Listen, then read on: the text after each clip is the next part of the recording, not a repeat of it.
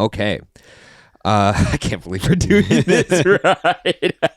Gentlemen, when I sent that list over, I was like, you know what? I think one of these is going to get picked. And I figure. I mean, like, it's also funny because this is the last episode we're recording at the Watcher office. Oh, how interesting. Before a new era, and I just think it's an appropriate way to send it off. Phil, just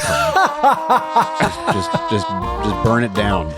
Welcome to For Your Amusement, a theme park podcast that aims to exhaustively evaluate the world's most popular theme park attractions to determine if they are world class. I'm Ryan Bergara. I'm Byron Marin. And for this episode's featured attraction, we grab our E-Liminator X guns and board the moving sidewalk from the parking structure to City Walk to discuss Illumination's Villain Con Minion Blast in Universal Studios, Florida. And joining us on the human-sized baggage claim carousel is Alan McCormack from Mammoth Club on YouTube.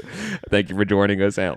Thank you for having me, gentlemen and fellow nerds. I'm excited. That's correct. And as always, please like and subscribe to keep this channel alive over on youtube.com/@FYApod. Or if you're listening to the audio version, subscribe and rate the podcast 5 stars. And consider supporting us on our fourth wall. Helps us keep making this show. You'll get up to 3 monthly bonus shows every month, in addition to the free main show you're listening to right now, as well as ad-free episodes. And our merch is over there, too, if you're into that kind of thing. But let's go ahead and just jump straight into this. Now, as you guys know, we always ask our guests to give us a list of attractions they'd like to cover, and from that, we could find one that we could all agree on. And agree on's a funny way to refer to Villain Con Minion Blast. Alan, why have you done this to us? You know, I've got to, because I feel as if this attraction gets a unreasonable amount of hatred. In a world of theme park attractions that is wide, vast, and deep, this one, to me, feels as if it does not deserve the amount of vitriol that it does receive. Well, and I think it's I'm sure you do. And I'm sure we can hash it out. I'm sure we can hash this. That's what this time is for, right? We can truly hash this out. But yeah, I think it's such an interesting, if you look at sort of like the ethos of shooter style attractions, you've got two camps, right? You have sort of the physical set pieces, and that's where people are like, moving through physical sets. They're able to fire a handheld weapon at those things. And then you have a lot of the screen-based items, and Illumination Villain Con Minion Blast is sort of the flagship of that. And then the newly AR, augmented reality with Mario Kart Bowser's Challenge. I just think that Illumination's Villain Con Minion Blast is a ton of fun. It rewards replayability. It's like, it is one of those few things in Central Florida theme parks that reward return guests. When the emphasis is so much on let's bring in new folks, let's bring in travelers from across the world, not like worry about them returning, but every 3 to 5 years, like I can go on a weekend and ride it endlessly. And I have. Endlessly, huh? And I have. It feels endless to me when I'm on it. Isn't that joyous, though? Isn't it just such no. No. I also love, for anybody who's watching the video version of this podcast, you had like a great opening argument there, and then right before you were saying it's a fun ride, you paused for a little bit, and there was a little smile that creeped over your face. And I think it's because deep inside you knew you were saying something ridiculous. Oh, absolutely. I understand that at my this is a core. Everybody has one of those 1 or 2 pet attractions that you really love, and you ride shouldn't. for them. Oh yeah. I'm a ride. Like for Molly, it is the Fast and the Furious supercharged. For some reason, absolutely. And wait, you mean to tell me between the two of you, the 2 attractions that you guys ride for are perhaps 2 of the most hated attractions in Universal history? Yes. That is wild. Yeah, and you know what? I 10 toes in the ground. And you all must be like big fans of shooter attractions as well, because we actually, for our world-class kangaroo court, we brought back web slingers. And Molly sent us a very kind statement to present to the jury. And it actually helped get web slingers up to a 4 out of 10, where it was originally a 1 out of 10. So. That makes me happy to hear. Now, I will tell you that I'm not necessarily as high on web slingers as Molly is. So that's a little bit about me is that when it comes to shooter, I'm colorblind. So when it comes to shooter style attractions, it's actually a struggle most times for me, because I like, especially in physical set pieces, if there aren't haptics that give me, which I know is like, it's a tough litmus test to measure on. If there aren't haptics to let me know that I've hit something, if I'm on Buzz Lightyear Space Ranger spin, I'm like, what are we doing here? Like, look at all the shapes.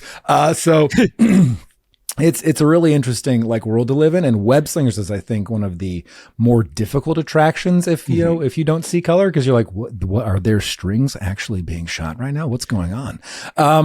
So I think that one's more difficult for me to like ride for, but I know that Molly and Max have a good time when they ride it when we're in our little Mammoth Club competitions whenever we are at DCA.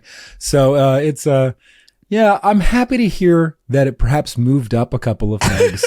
I am unsurprised that it did not make it over 5. And you know what? I think that's okay. No, I think that's totally fine. Also, for this ride, let's just go ahead and hop into some first impressions here. Let's do it. What was your honest first impression of this ride? So my honest first impression of the ride, let's just go end to end, shall we? Tail to tip. So I was impressed by the theming that they brought into the queue. I thought it was very fun. If you're familiar with the Minion franchise, then there's a lot of deep cut references there, but Universal does a really good job of that. Specifically, you can see sort of the shift in how they've approached attraction building since Minion Land. So it was nice to have that represented here. I also really like that they utilize this as the in-app integration for how to customize a ride experience. And I don't think enough people do that. I think if people did take the time to like link their phones, customize their blasters, like and do missions, then it would be a lot more enjoyable. But again, I'm like I want to collect all the crowns guy. Yeah. So like I'm like, I have to like shoot 99 villains this time. Yes. And then I shall be the conqueror of villain called Minion Blast.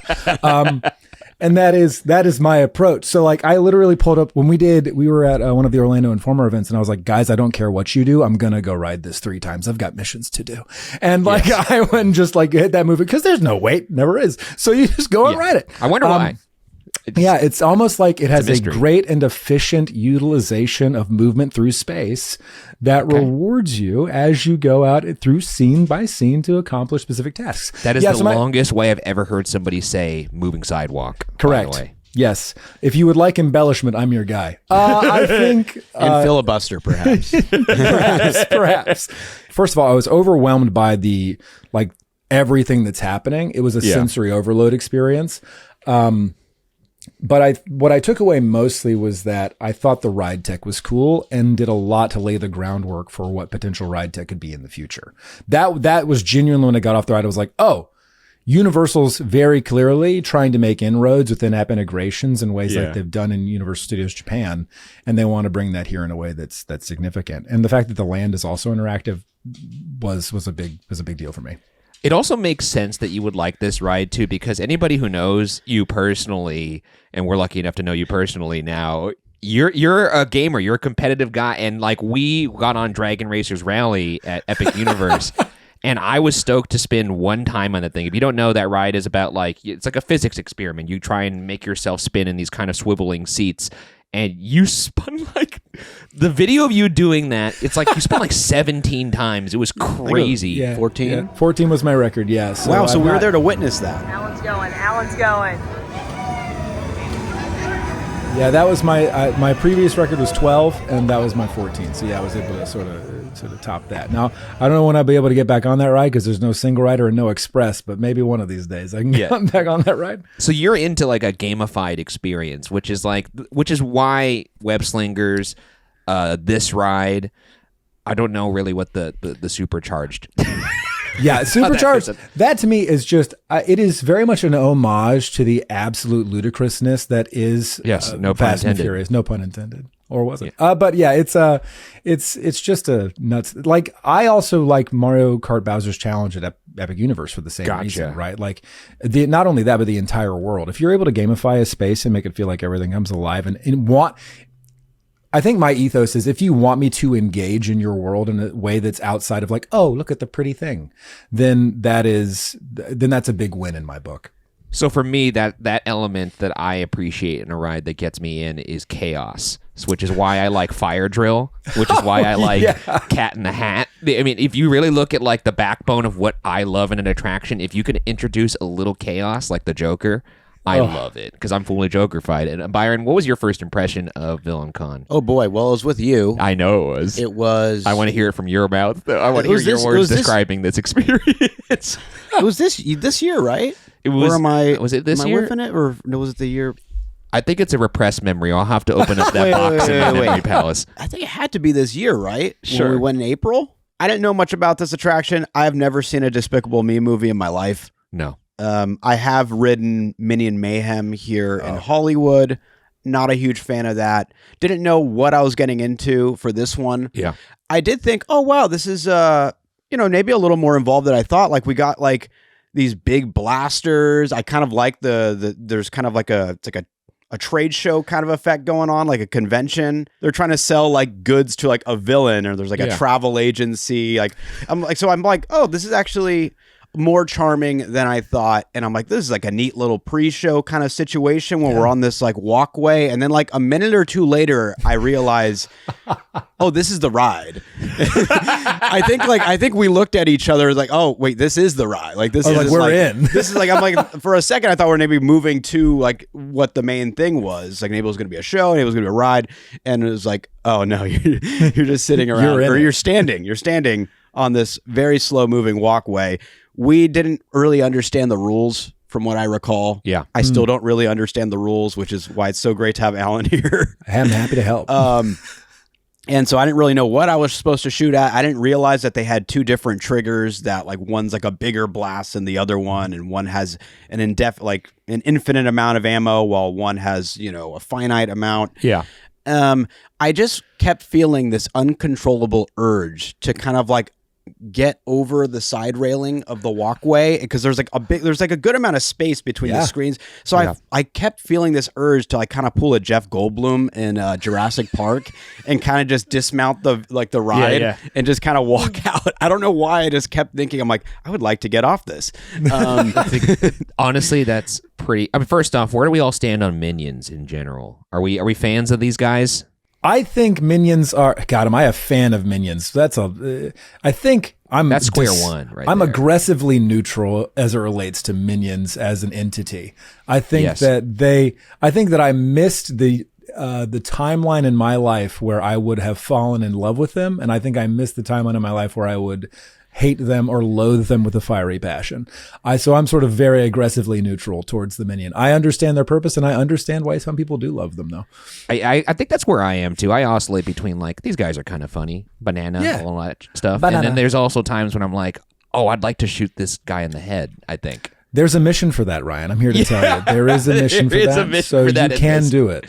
Actually, recently, I think this was maybe like a month ago, and I've never been able to kind of repent for this. I was at Universal Studios Hollywood. There was somebody, a park goer, that came up to me and was like, "Hey, love the show and all that stuff."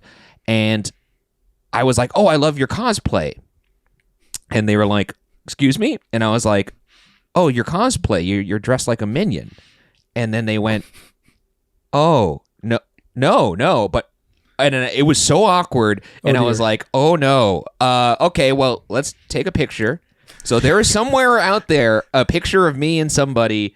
First off, I want to defend myself really quick. I didn't really think I would bring this up, but thinking about the Minion, it brought this memory back. She was dressed in a yellow hoodie. Oh.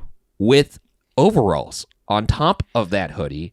It was I thought very clearly a Minion cosplay. It's very Minion coded. Yeah, to be fair to you. All she was missing was the goggles and the gloves, and I was so embarrassed. So whoever that is, if you're listening to this right now, I apologize, but I thought you were a Minion. Anyways, we're not here to talk about that. But my first impression of this was very similar to Byron's. I was actually pretty excited about this. I heard people, taking a big old dump on this ride, and I was like, you know what? I bet you people are just being harsh on it.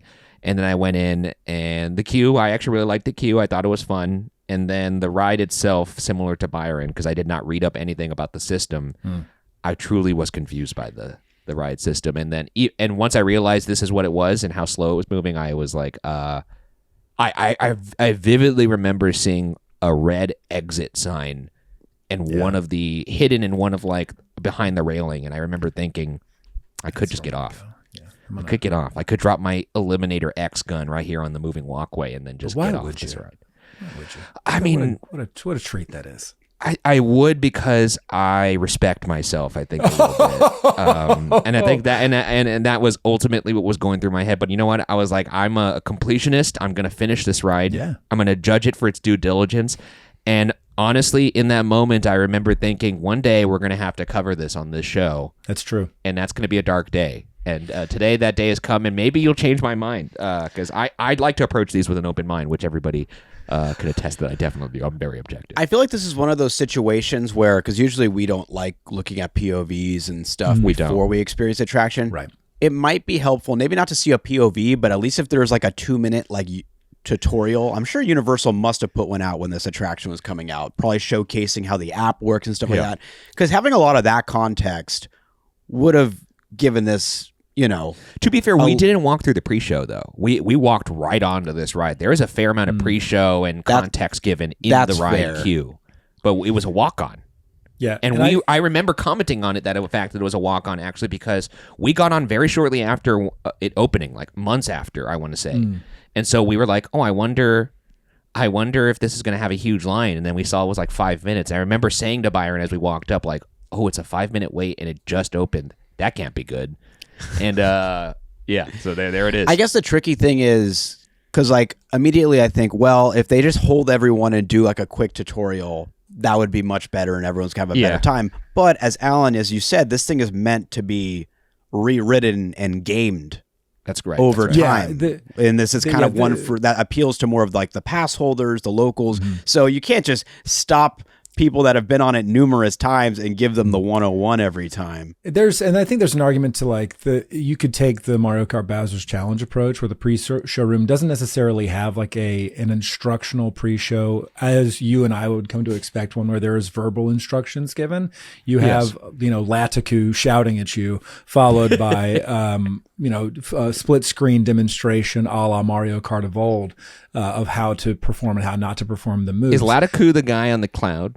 Yeah, yeah. The turtle fisher dude? Yeah. I love that. That guy's great. You're the least favorite person you wanted to see in Mario Kart. I mean, you've messed up and you see him. Yeah. Oh, yeah. Isn't it just the greatest shame? Have him fish your ass out of the sky.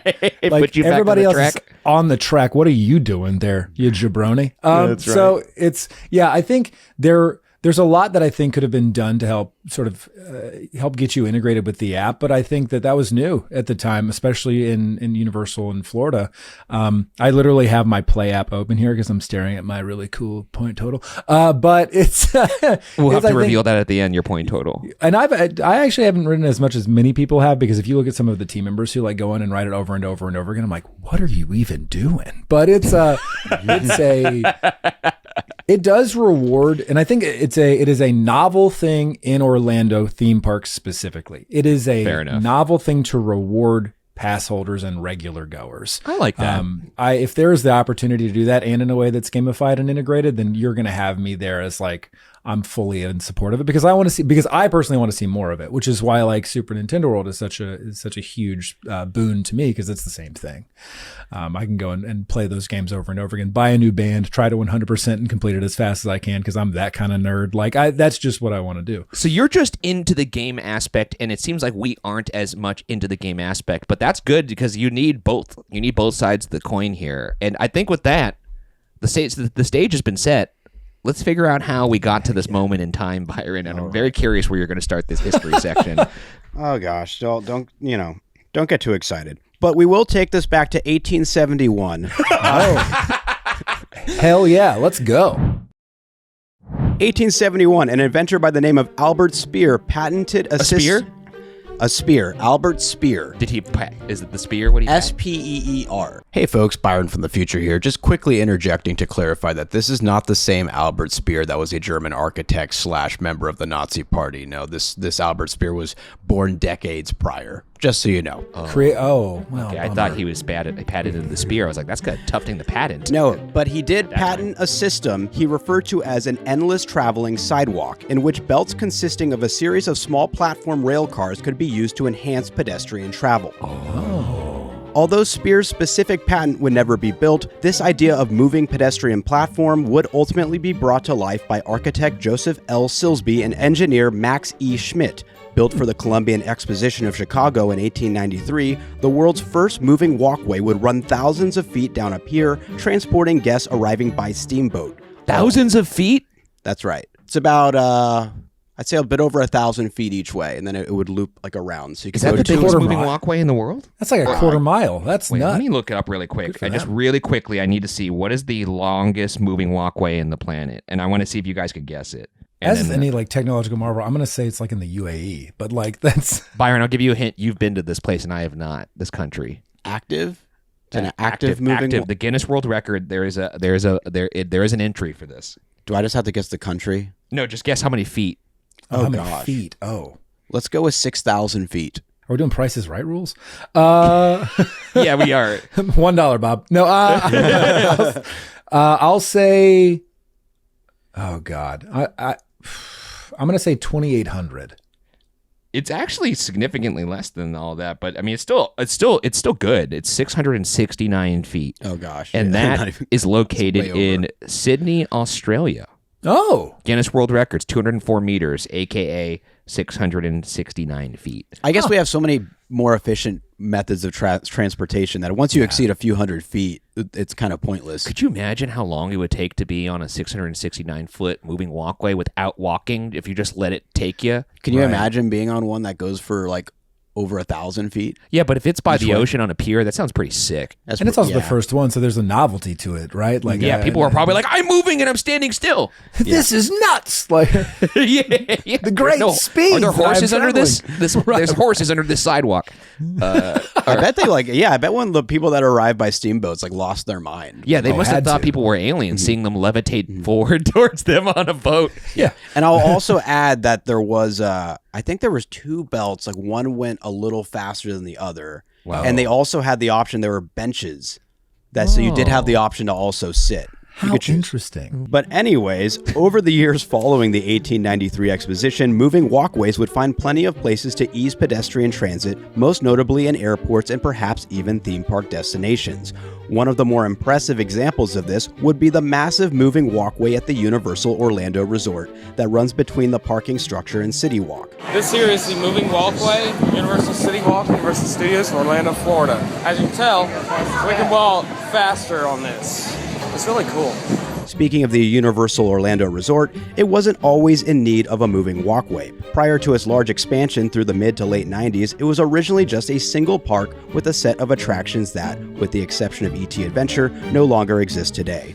Those familiar with the debut of Universal Studios Florida back in 1990 may remember attractions such as E.T., Jaws, or Confrontation, but many, such as myself, may not have been aware of the walkthrough 3D live performer hybrid attraction entitled Alfred Hitchcock: The Art of Making Movies. You haven't seen this on YouTube? I've gone through it now. Wait, but prior to doing this history, I'd never seen footage. This was a moving the walkway attraction? No. Okay. No. I was about to say, I remember this being a show. I wanted to cover that on this pod one day. Have you seen this, Alan? I've seen. I never saw it live, but I have seen many a video on YouTube of it. Me too. It looks great. It's interesting. It's got like a bunch of different stages. It's got kind of that like museum educational effect. It's like Backdraft, what we had over here in Hollywood. Oh, totally. Yeah. They set up all like the shots that you see in the Psycho shower scene. I know. I love it. Damn, I wish I could have seen it in person. But anyways, this extensive tribute to the legendary filmmaker's craft may have been perceived as educational and entertaining for some, but ultimately lacked relevance to the casual theme park attendee. This would result in Alfred Hitchcock's attraction closure in early 2003 to make way for Shrek 4D. Although not a masterpiece by any means, this show, based off the extremely popular DreamWorks animation franchise, would run for nearly 20 years, closing at the beginning of 2022. By this time, the production central area of the park had long been inhabited by the extremely popular Despicable Me franchise via the simulator attraction Minion Mayhem. But that clearly wasn't enough Minions, as the entire area became converted into Minion Land, which would utilize the former space of Alfred Hitchcock and Shrek 4D for yet another Despicable Me attraction. After nearly a month of technical rehearsals, Universal Studios Florida would officially open Illumination's Villain Con Minion Blast on August 11, 2023, serving as the park's second shooter attraction, with a key difference being its extremely unique ride system, that being a modern version of what ran faster when originally debuting in the late 1800s. Wait, do you know the speed of the walkway back then versus the walkway here? It went about 6. They had a 3 mile an hour one and a 6 mile an hour belt. Oh, double time. So you had the two options, and I think you could use the 3 mile an hour belt to more easily transfer onto the faster one, or you could just stay on that one. You had options. Interesting. But this thing definitely goes slower than both of those. Oh, I would imagine so. Yeah, for sure. That's actually been interesting. I've heard that complaint about Mario Kart Bowser's Challenge too, is that a lot of folks get on expecting to be a kart ride, and then they don't realize that it's necessarily like a slow ride, so that you have the opportunity to like turn and actually play the game. The fact that that's not like a Rainbow Road roller coaster is a travesty to me. Like, and also there's no racing aspect to it either. Other than the coin crazy. collection. Yeah, other than the coin. Yeah. But like that's not racing. That's just truly shooter style attraction. Try to get the coins. I think it's crazy. I mean, I wonder. I remember being whatever. We're not here to talk about Mario Kart. Yeah, but, let's go into some fun facts. The ride is about 5 minutes long with an excruciatingly slow speed. I don't know what it was. I can't find it online, but Very slow. By looking at POVs, I could calculate that it's too slow. An unknown capacity for those who ride it, and a cost. Oh, I was spicy when I was writing this. And a cost that was too much for whatever they spent, of which is unknown. I don't know how much this cost. There's weirdly not a lot of info on the making of this ride. Yeah, when I was doing my own little, like, trying to get some facts, I went to the Universal podcast, and I was only able to find one episode on its creation. It was headlined by one of the project managers on the team. That's awesome. So it was a fun listen. I think it was, from their perspective, which I thought was interesting, it was it felt to me sort of like the undercurrent of the conversation felt, from my perspective, to be a let's test tech and let's see what we can do. And in that way, I think they succeeded. It's just so if that's the measure by which they're looking at success, then I think they've succeeded in testing tech for the parks. It's basically like R&D that we could experience. For sure. Which is interesting. I could see that. As you may have gathered, this ride has no ride vehicle. We've talked about this at length now at this point. Riders stand on a moving walkway which guides them through the attraction as they shoot at targets, not the store. Soundstage 40, which houses the ride, used to be called Soundstage 4D, as it once hosted Shrek 4D, and 4D is a pun on 40, the number. The soundstage actually now reads Soundstage 5, or V. A pun there possibly, but also V just for VillainCon. The backside that faces the harbor still says Soundstage 40, though, as well, to this day. I wonder if they're going to ever change that. Universal holds a lot of sentimental value towards their past. So they really do. I kind of like it. I do too. It's just one of those things, like it doesn't appear everywhere, but where it does appear, it's intentional, and you can see it, like on all like the Christmas decorations and stuff too. They always hide like references to years past and attractions that no longer exist. That. So it's very cool. It's usually more subtle though, like an E.T. figurine on the Mummy ride, where this is like a big ass Soundstage 40 sign that's still there. Oh, yeah. Which if you could see that, and then you see the other side as the Soundstage V, it's a little confusing, but I still like it. What is that? Yeah. Well, they also like hid the orca in the VillainCon attraction. Like the orca exists, and you shoot it apart. You're just like, okay, cool. Thanks for tourists want to see the orca. They have to, yeah, of course. The Minion Cafe, which took over the Universal Monsters Cafe, has a cosplay contest sign with minions dressed up as classic monsters. But they're also dressed up as other classic Universal figures, like Dennis Nedry from Jurassic Park, and a baby holding a knife. But it's actually cosplaying as Mother from Psycho, which takes on even more meaning when you realize that VillainCon occupies the space formerly known as Alfred Hitchcock, The Art of Making Movies, which we just talked about as well. And that is, again, a show that I hope to cover on this pod one day. You'll also see a reference to this in the featured speakers list inside VillainCon's queue. One of the speakers is Norman Bates, which is really fun. Again, honoring their past. I always like these little hidden Easter eggs. Love that. The E-Liminator X commercial featured in the queue is a direct parody of Apple. The Eliminator X. From rotten, evil to the core. And the logo looking like a rotten apple, which is very fun. I really like the queue of this ride. I think it's fun. I wish we had more time to experience it. It maybe would have made me less sour on this if I could actually experience the queue. But Alas, I had no such luck, and I did experience it via YouTube, which is fun. In the lost and stolen part of the queue, there is like a lost and stolen box with, weapons and stuff being confiscated. They're contraband items and such. You can actually see the Morningstar weapon used from the Shrek 4D queue. Again, another homage to an attraction of this building's past. In the John Claude section, I think that's a pun on John Claude Van Damme, which is very fun. It's a lobster, I think. He's like a lobster character. There's a mission in that section of the ride. I think it's the Sunken Treasure mission, if I'm not mistaken. You can actually spot, as Alan mentioned, the orca from Jaws. And you could also spot that on the shirt that I made of it on our merch store. Tourists want to see the orca. This ride, and I don't know if this was intentional. People online have claimed that this is intentional as Universal poking fun at themselves. But people often make fun of this ride for being the moving sidewalk from City Walk and that they just tick that ride system. So if you'll notice, the spiel that they have on the moving sidewalk from City Walk is the moving walkway exit is approaching. Please watch your step.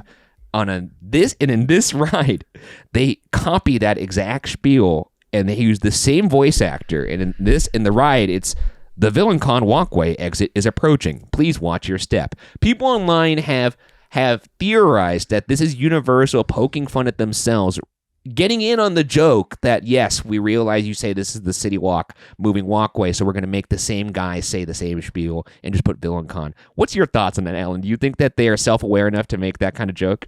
I have to tell, yes. My short story, but like I fully believe that Universal is in on their own joke, and that is why they're making these types of things. So whether or not it was an intentional, like, hey, we know this is a moving walk, let's bring him in here, or not, it wouldn't surprise me. I'll just say that it wouldn't surprise me if the creative team was like, bring him in.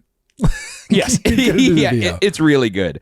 In the gift shop, you could get a personalized secret villain badge. Do you have one of those? I don't. I need to get one with my villain name, Professor Blitz. I got to get one. Oh, I didn't realize that was your villain name. I know Alicia Stella's villain name is Permit Princess. Ooh.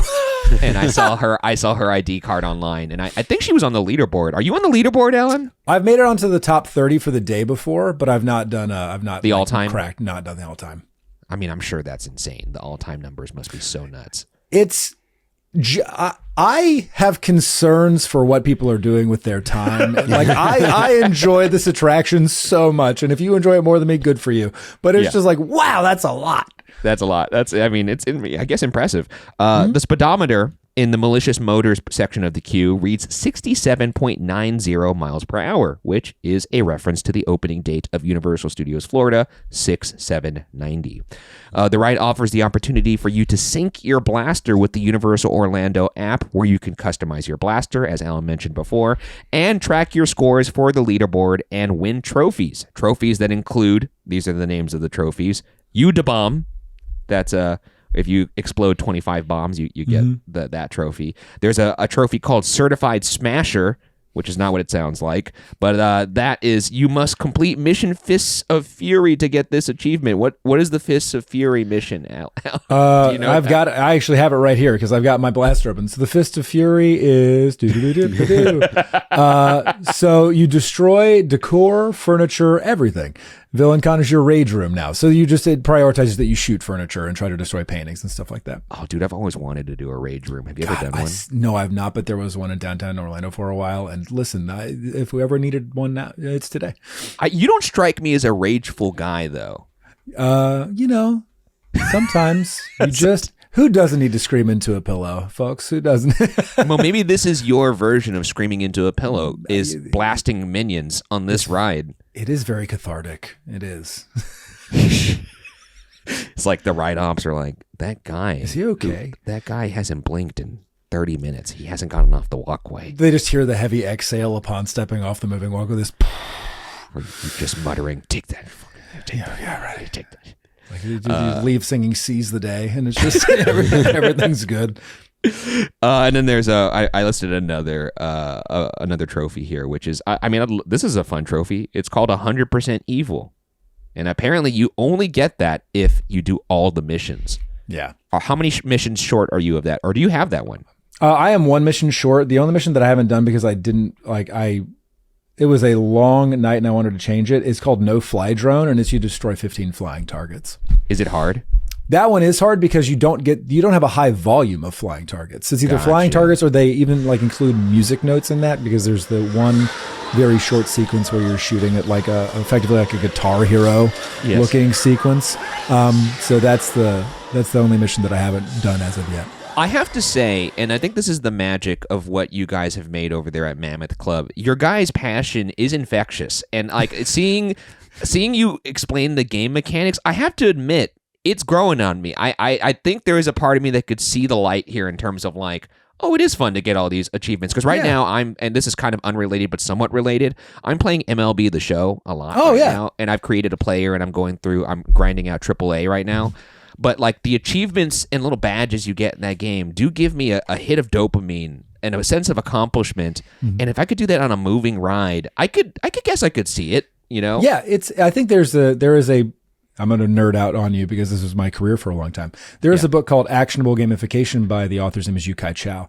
And it is about how he studied the effects of gamification and our devotion to the games and how it can apply to like incremental things outside of a virtual space. So like, how do you gamify your world so that it suits you better and sort of meets you where you're at and scratches the own individual itch in your brain? Wow. So that you can like be a little bit more efficient in workday. And then like for me, I applied it to L&D because I wanted to make sure that like adults wanted to engage in learning. I think that what Universal has done really well through these like in-app integrations and in these attractions and in things like the lands and Universal Universe are like, oh, we are going to give you a reason and motivation outside of the fact that we made some cool shit. Like this, yes, it is cool. Yes, it's beautiful to look at. Yes, they are stunning. Yes, these rides are incredible, but also there's a deeper layer to it. And I think the testing grounds at VillainCon Minion Blast is a rave review for what that tech can do. Oh my, you have a beautiful mind. I was going to say, I'm like, this sounds like a podcast now. Yeah. You guys should have a podcast. Anyways, moving on here, you could customize your blaster to include different, I guess, projectiles. There's force, the destructive blast of energy is how it's described. There's a fireball, and the description of this is a ball of fire. Mm-hmm. Big old ball of fire. Freeze ray, the description of this is ice out targets, and lightning bolt. This description is shocking blast of electricity. Mm-hmm. That's fun. You know, it is. I think the biggest driver for me playing the game is the blaster customizations. There's actually 4 different things that you can customize on the blaster, and it's like outside of just the projectiles you shoot, which is your standard shot. You also have the limited ammunition projectile that you can change in its entirety through unlocks of different missions. You have your ultimate blaster, which is the only thing I think we haven't mentioned yet, but after you hit enough targets, you charge up enough power and you have an ultimate blaster that fires out. And those are unlocked through different missions. And then you have different perks that you unlock that help power up different like sections of the blaster. Yeah. So I've unlocked all the perks first because I was like, this is going to give me the most efficient bang for my buck across the blaster. I was right, by the way, so I'm going to pat myself on the back there. But yeah, it's the fact that every section of your blaster is customizable. Like for Halloween last year, yes. When I went and played, after I played, they're like, hey, you unlocked this secret, you unlocked a secret blaster item. It's like a perk cover up that looks like a jack-o'-lantern that you're shooting out instead of a disco ball. So like the fact that they're also building in limited time engagements on it, I was like, that's cool. That is like awesome. So again, overlay. it's heavily geared towards people who want to invest the time. They're like, all right, cool, bet, we see you. Here's the thing. This is the one blind spot of our world-class test rubric is that I am highly impressionable. Like it's very easy for me to be convinced and by guess. And I got to say, you're doing a great job of really winning me over here in this for this ride. Maybe it's just whenever you're back in town, we go and we spend. Nobody's going to be on it, so the three of us can just go ride it over and over again. That sounds great. It's terrific. That does sound legitimately terrific. Moving on from Carson. This comes from Carson Luder. He's the associate project manager with Universal Creative, and he worked on this ride. This is a quote from Carson about this ride. I guess they must have asked Carson describe this ride in a sentence, and Carson said, quote, "This is a part attraction, part video game experience where you can light some minions on fire." End quote.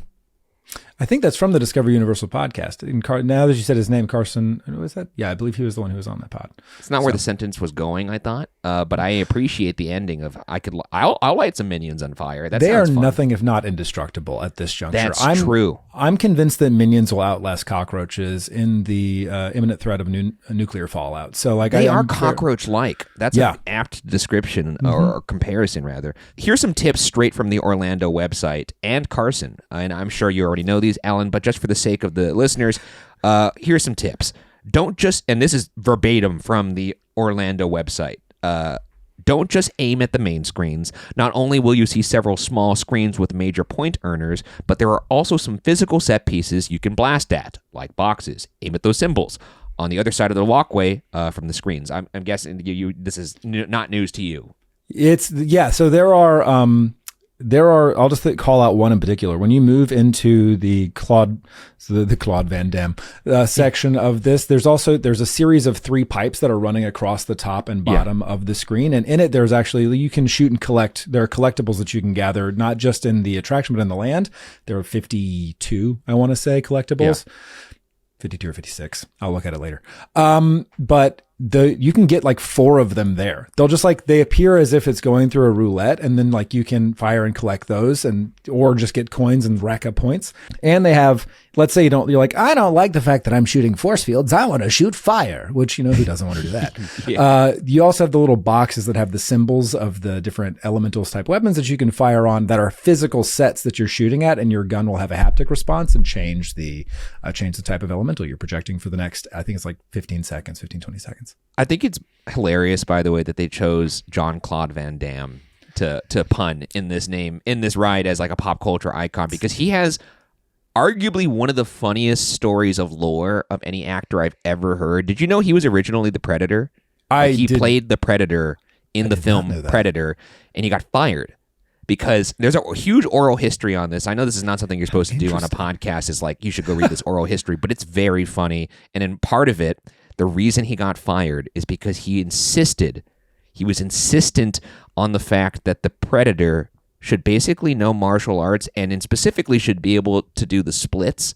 He wanted the Predator to do this splits kind of movement, do the splits, and they were like, no, and he just wouldn't let it go. Because clearly a marker for extraterrestrial life is the ability to do the splits. I think it was specifically he wanted to do the splits, to jump up in the air, do the splits, hold himself up in the air in a doorway. And the director was like, no, dude. He loves his splits. He does love his splits. Have you seen the commercial where he does the splits with the 2 Volvo semi trucks splitting as that song Only Time plays? It's so majestic. It's just funny that he got fired for creative differences. In this oral history, it goes into what some of those creative differences were. Splits. And it's my guy needs to do the splits. Just imagine the Predator right now. The hideous looking Predator doing the splits in a doorway, and try not to laugh your fucking ass. It would be a pretty stark juxtaposition of what's occurring around me. That classic moment in Predator when Arnold is like, come on, I'm here to kill me. And then the Predator is like, hold on a second. Let me do the splits between these 2 tree trunks. Yeah. Hold that thought. Hold. I will kill you in a second. But you have to check this out. Let's go horizontal. Now, moving on, more tips here. Apparently, you got to look for the smaller hidden targets, which you can aim for without sacrificing larger, more obvious ones. Smaller targets are often hidden behind those bigger ones. You can frequently gain access to the less obvious point earners by clearing out the more obvious ones in their paths. Very similar to web slingers in that sense. Aim for the hidden collectibles throughout the game. You will often spot them by noticing their golden borders, helping them stand out among the mayhem of each room. The collectibles, which are often those smaller targets hidden behind the bigger ones, will definitely boost your score. And the last tip here is blast where others aren't. What a lot of people don't realize is just how much of the screen scenes can earn you points. Everyone is going for the targets and objects. Try to hit the scenery instead for a less crowded aim, and therefore a more likely point boost. Any of these helping your game, Alan, or is this all basic shit? It's you say it's basic, but you'd be surprised at how many people who I've seen on it are like, I'm gonna just look for coins. And I'm like, Yes. that's cool, but it's for one mission. So like if you're collecting coins, you're ignoring the fact that you can blow up like the beautiful Roman columns or shoot the villains. Like the villains themselves in their like whatever their costume or like power is in their rooms, like you can break those apart and then you get a bunch of points. So like there's what's so great about it is that it doesn't follow the traditional through line of a lot of shooter style games, which is like, here's your target. Here are the different targets. Hit those and therefore you will succeed. The game challenges that notion and says, just shoot stuff. Have a good time. Choose a mission, have the time that you want to have, and you're still going to get points. Well, that does it for our fun facts, but we're going to move on to armchair engineering, which is what's one thing that you would do to possibly make this attraction even better? Yeah. And we could go. Do you want to go first? Or do you want to go to our folks over at fyapod.com because they have some funny suggestions? Let's do it. Let's go to them. Okay, let's go. Hell All yeah. right. Some of these are genuine, and some of these are clearly some folks taking some of their day out. This comes from Kobe Grant, a new member over on fyapod.com. So welcome in.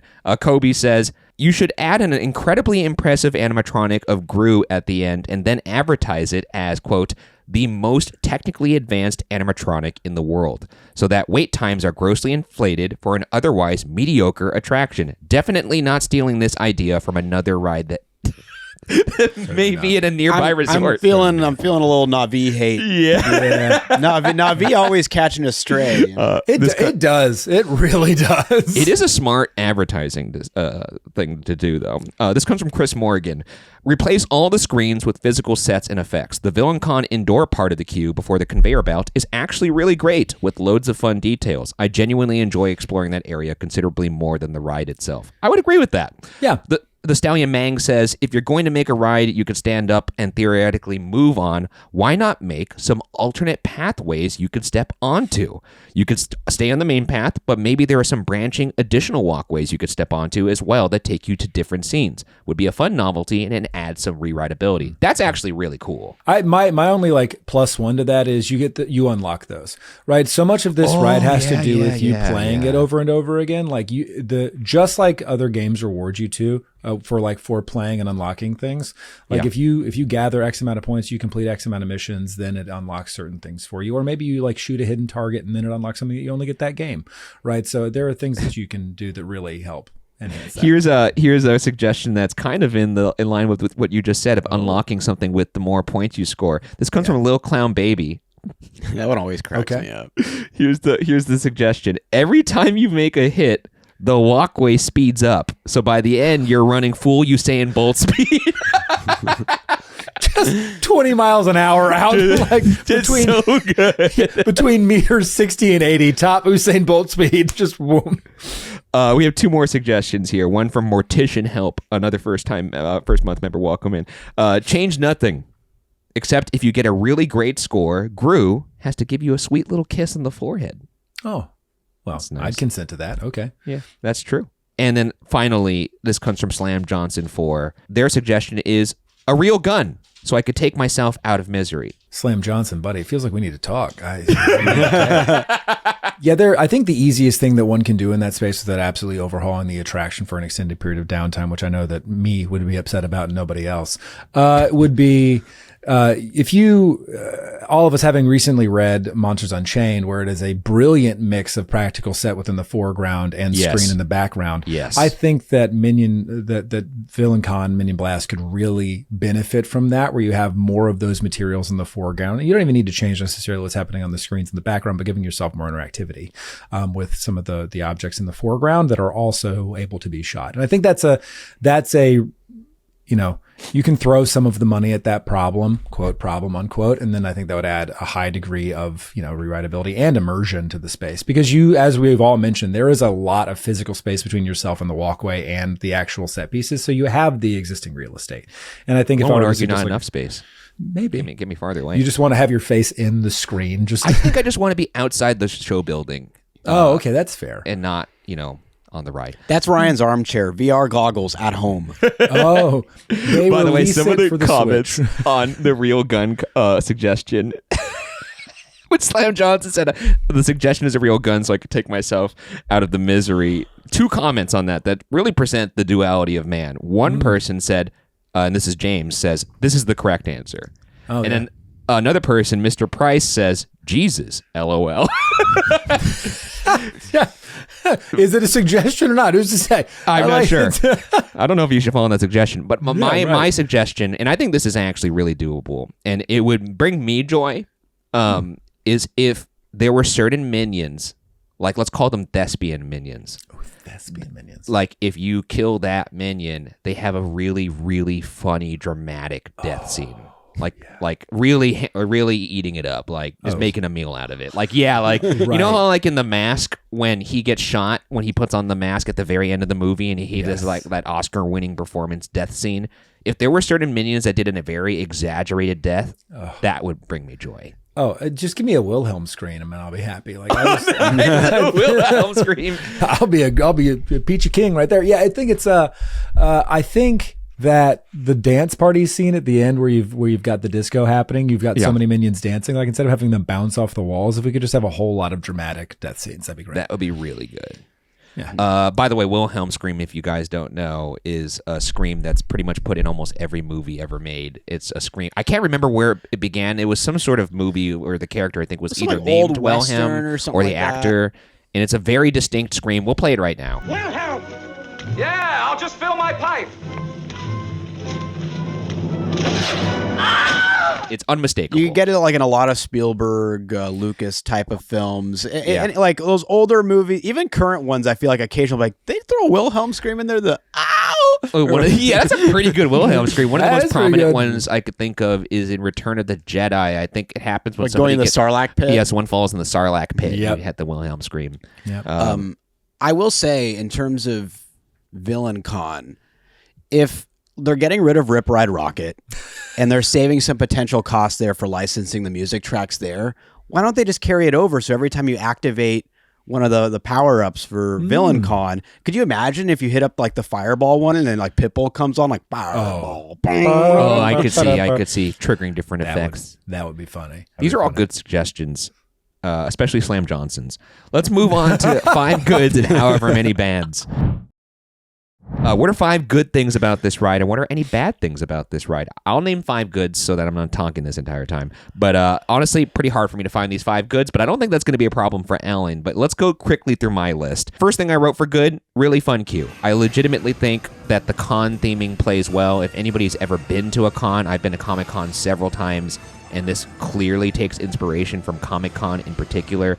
In Comic-Con, there's a thing called Artist's Alley, which is like, I love that. It's like where you get all your fun posters and stuff. Like I think I bought like some really nerdy, like Avengers style artwork in the art form of Calvin and Hobbes, which was really fun. That or sounds Back cool to the as Future hell. one. Nerdy stuff. Anyways, there is a section of this queue, or at least on the poster, that it says a Con Artist Alley, which is, it's just fun. It's just fun little puns everywhere in this ride. And it's all in the Comic-Con theming in terms of font and stuff like that.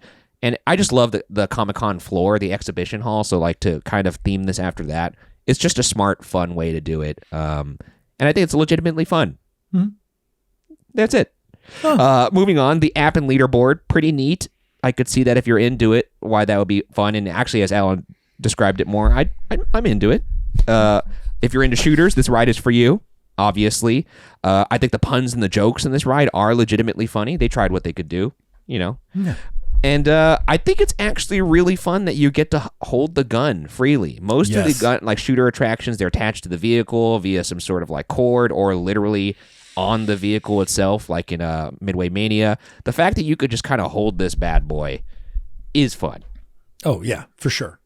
And freedom of movement, you could aim wherever you want. I could see the vision of why they decided to make it this way. But what are some of the things you love about this ride, Alan, if I may? Yeah, so I don't want to reiterate, but I think the queue is a huge boon. The technological integration is great. I think that you don't have to be a fan of Minions to be a fan of this ride. That is another big win, because the Minions are just the vessel to get you into a shooter style attraction. And like if you're a fan, it enhances the experience. But if you're not, it's certainly not going to take anything away. I think it has high rewritability, which is always going to be a win, and put in the win column for me. And then. Because you know me, I love to do that. And I think that's 4. I think the the fifth is just the fact that I have the ability to, me with my eyes, have the ability to like see and differentiate what I am doing versus the population is a huge win. Like on Toy Story Midway Mania, if you and I are next to each other firing those pullbacks, I have no idea who's who. So like I'm or web slingers, I got no idea. And that's like a deeply personal one because again, my eyes are different. So but for me, it's like the fact that if I can see what I'm doing and be able to differentiate it, it feels like I have a fair shot in playing the game. That's fair. Yeah. I haven't played it enough to kind of see how the differentiation of like your shooting, your reticle versus somebody else's, because that is a problem with something like web slingers. Oh yeah, like you had mentioned. Yeah, it's like at a certain point you're just like, look at all of the strings on the screen. Yeah, whoa, it's a lot. That's a lot of web. Byron, do you have any goods for this, or you could have just plead the fifth here? Look, I'll say I enjoy the final scene. I for whatever reason I enjoy little like callbacks or just like to remind you that like you're at the resort or like they do it at Soarin' when you go to Disneyland. That's in this case you're in front of the Orlando. You could clearly see like Islands of Adventures, Tucson, the front gates. It's a reminder that you're at a Universal resort, not some local arcade, which is pretty neat. That is nice. But I mean, apart from that, like I feel like I need to write it more. I think you guys all made a bunch of really good points, and I mean, I stick with. I think the indoor portion of the queue looks terrific. We should go one step further with that Universal theme park representation. They should have like Mark Woodbury come on screen with like a jetpack. Like, what if he's just one of the villains at the end? Or like maybe like he just like a cosplay. Go full Mike Eisner. Let's just. I'll also add the good that this seems like a fairly easy attraction to update and like and keep plussing. So that could be neat. Well, you know what? Let's get into the bads. Yeah. And look, this list coincidentally is a little longer than my goods, but what are you going to do? First bad I wrote, and you could argue with me on all of these, Alan. But I think personally the gameplay very confusing. I'll agree. I agree with that. Okay. For the average person. Yeah, for sure. I think there should be a easier way to orient the guest with the gameplay experience, as opposed to like enjoy the chaos. Have you ever watched a POV of this video and watch the people in front of the person who's recording try to play this game? I have not. It's really funny. I do listen. I've written that I think more than the average guest. So but I also know enough to be like, if I see somebody struggling, be like, hey, I've given more tutorials on this ride than I have on most other rides. You're out there doing the Lord's work. Like, here's how it's fun, guys. I promise it's a good ride. Yeah. Next bad I wrote. I mean, look, this can actually be a good, but I wrote no ride vehicle. You stand in line for a ride. You think you're going to be sitting down in a nice little ride vehicle. You've been walking around a theme park all day, and then you're just like, oh, I'm just standing. Yeah, I can see that. I also worry. Like, I understand why they did what they did. It gave you. I the do ability too to, now. Look everywhere.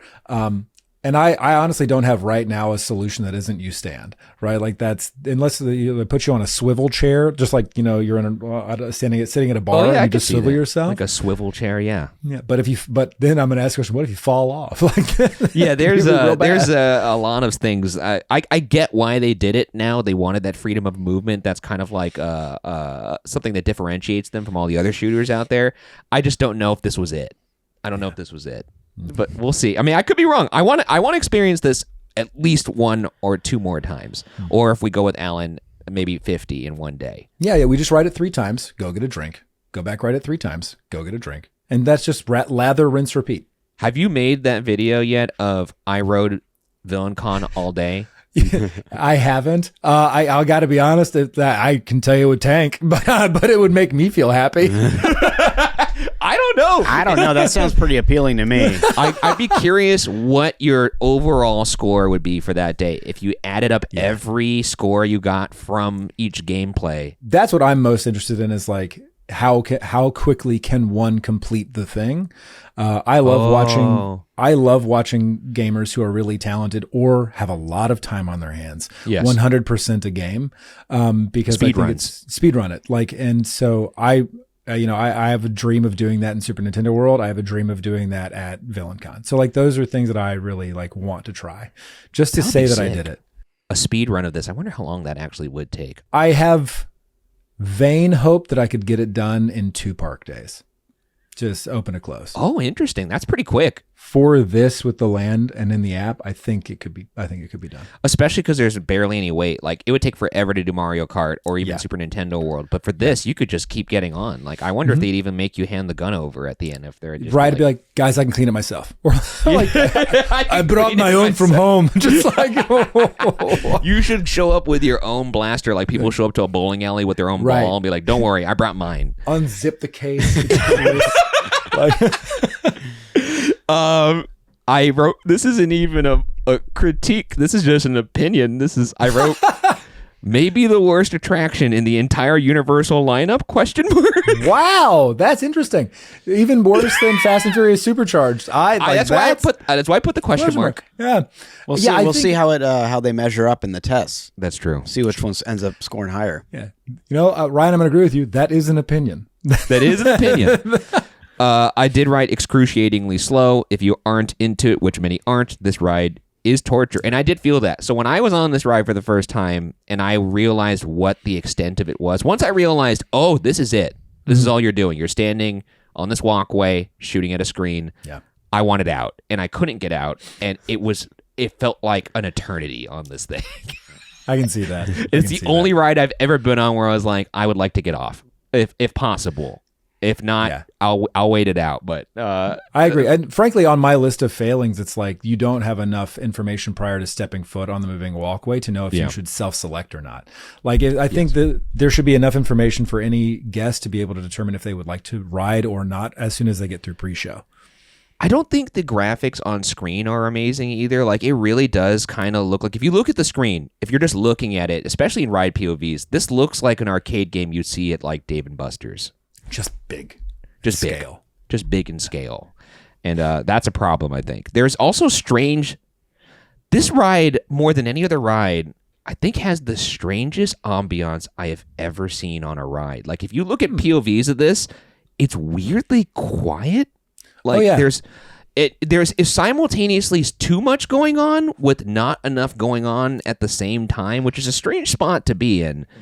And I don't know how to fix that. Like, for a ride with such noisy visuals, there's like no atmosphere on the walkway. Like, the lighting of this whole ride is like Best Buy. Like, it's like strangely brightly lit. It should be more colorful. Like, I don't know what they were really going for. A convention. It's interesting. Yeah, that, like, if you're going that makes sense. Yeah. Because if you're just like walking down the JW Marriott convention floor looking and like poking your head into different... That just struck me too, Byron. I was like, it's got to be because they tried to make it a con. I think that's a little too much commitment to the bit. I think any convention, it more fun. Any convention you go to, though, you like look around, you're like, I need this to be translated into a ride. No.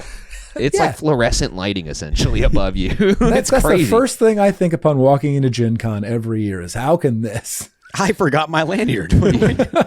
Oh yeah, the sheer panic. There's not really a sense of story in the ride, which is unfortunate because I think the world that's set up in the queue is so good. Mm-hmm. And then you get on the ride and it's like, you might as well forget you're at a convention. It's just, now you're looking at screens. Yeah. And I wish there was a way to make the gameplay still be reflective of the storyline presented before in the queue. Because do you agree with that, or have I not just written it enough? So the story that you are set in, and this is just like a little recap, is that the Villainous Six have lost a member, and they are auditioning folks to replace it. And what better place to audition than at VillainCon? Yes. So the Convention Center Hall is intended to take you into your audition space. So all of the things that you're going through is the audition for who can join the next Villainous Six, and which is why, in my mind, it feels so distinctly separate from your convention hall. It's because, like, all right, now it's time for you to audition.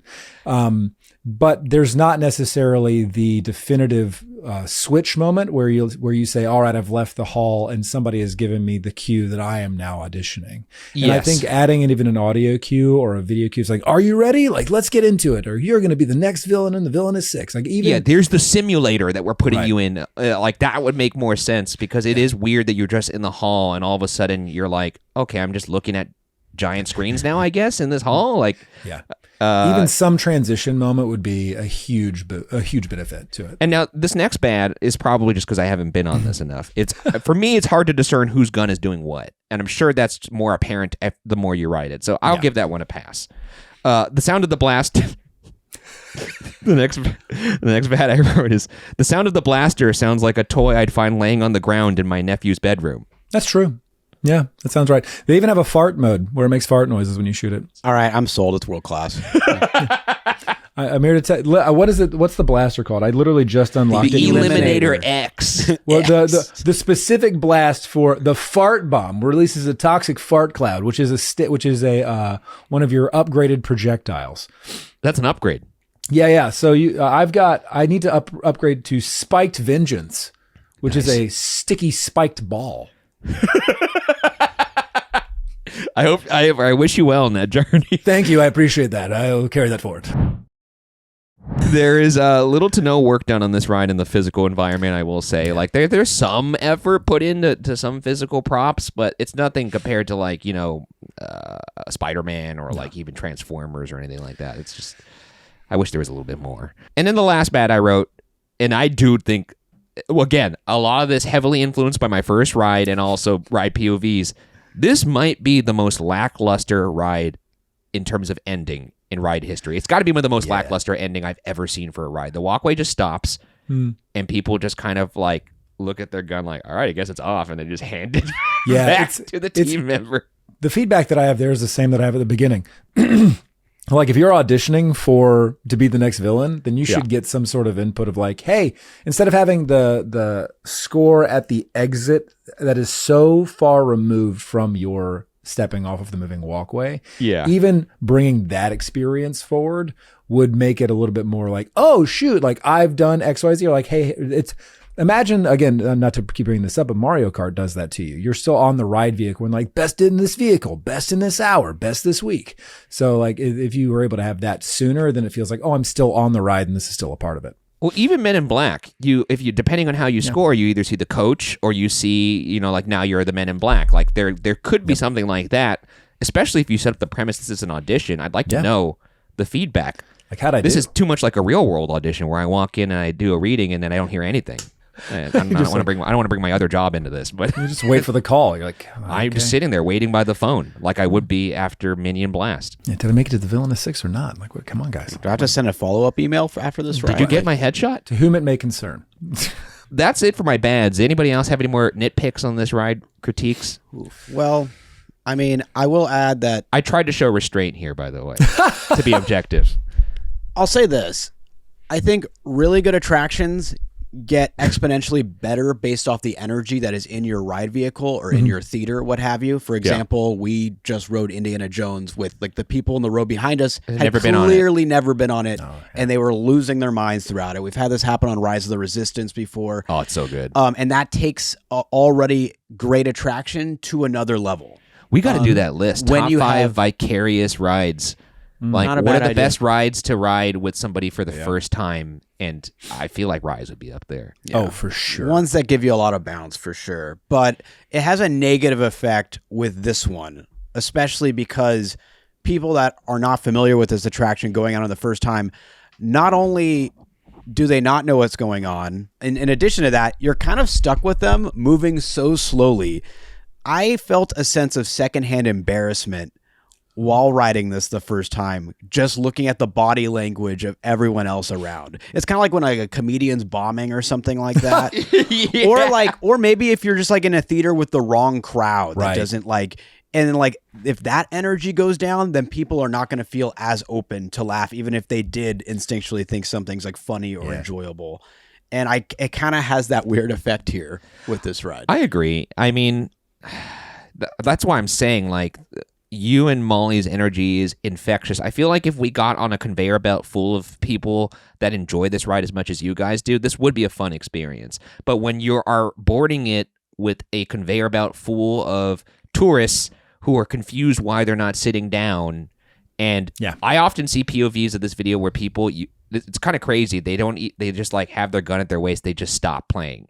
Yeah, it's wild to me because like, and again, I think we've talked about it a lot, but the two greatest failings of this attraction are setup and pre-show, right? Like number one, if I were to like label one, you could change. If I could keep everything else about the ride the same and change one thing today, it would be putting a pre-show in place that educates the guests on how to play the game and then gives motivation for why you're there.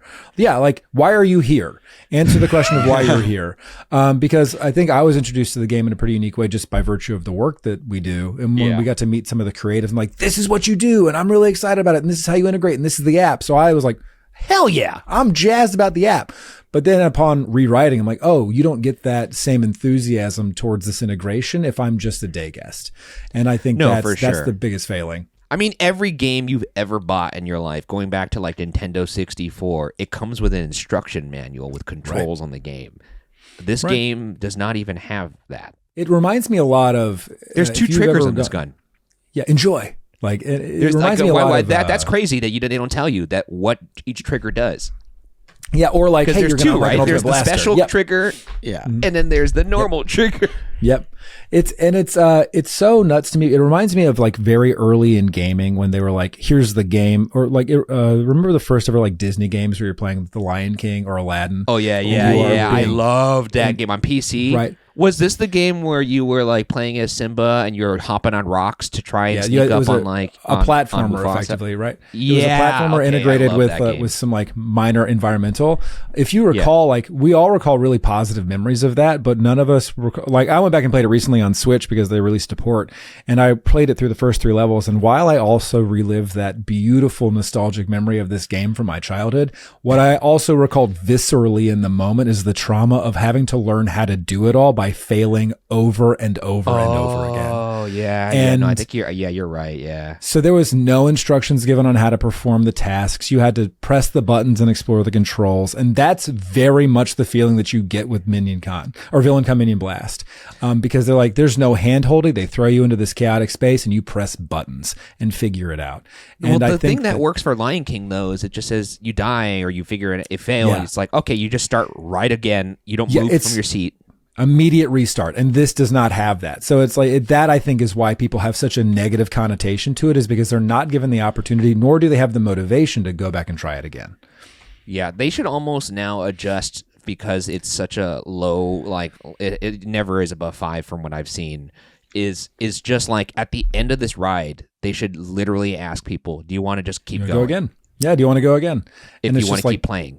Yep.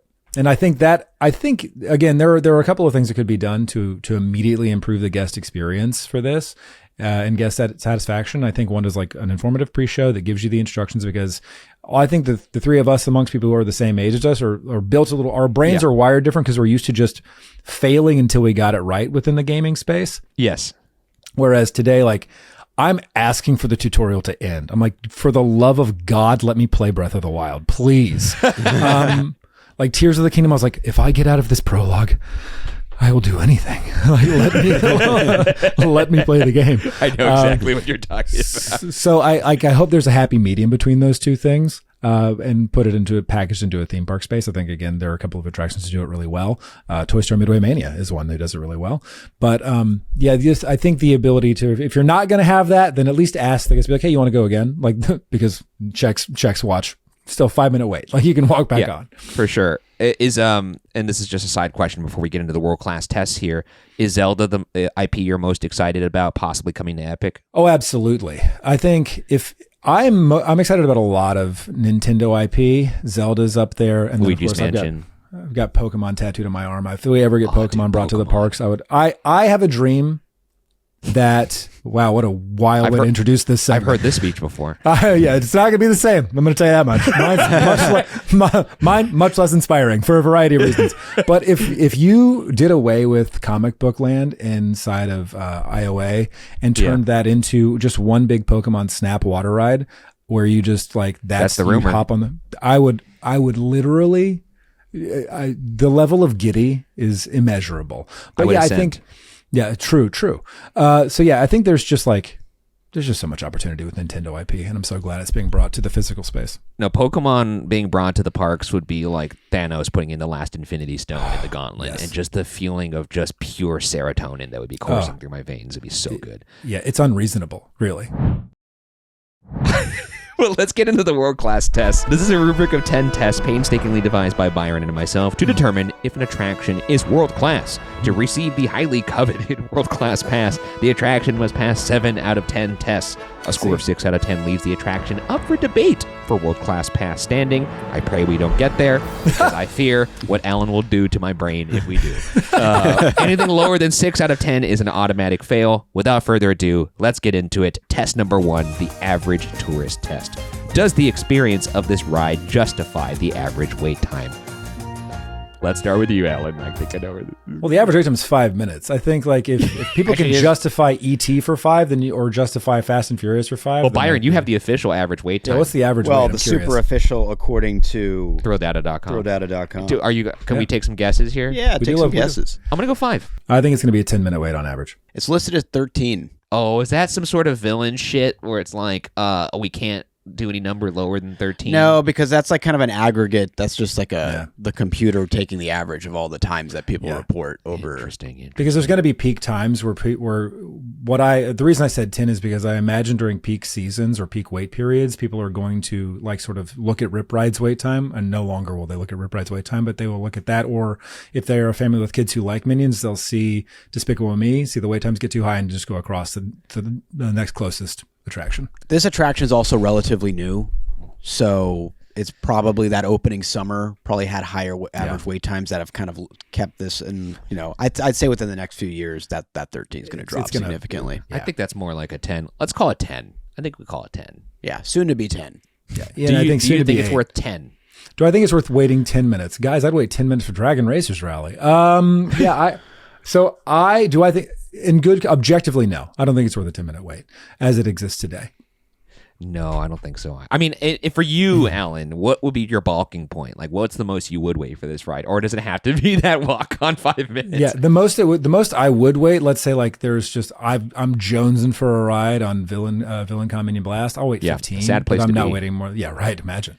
I'd wait 15, but 15 is sort of my balking point for a lot of attractions. Gotcha. that sit within this like this segment of the Venn diagram, and I'm just like, 15's fine. 13 for sure. No, 10. I can't say. I don't feel like the average tourist is going to feel like satisfied, like they made a good choice with their use of time, if that makes sense. It's crazy because like we've seen this listed at 5 and that queue is empty. So clearly most people don't even want a walk on, which is nuts. If you think about a theme park and how long some of these waits get, especially in the Universal Resort, and a walk-on is continually being passed by, that is a little bonkers to think about. And then there's the secondary argument to that, which is, and I'm just going to give it the other side of that coin, is it's a moving walkway. So there's not necessarily an easy way to measure capacity, because if you are overloading a moving walkway, then where are we at? So it's, even if that ride hit capacity of all the humans that it could fit on the moving walkway,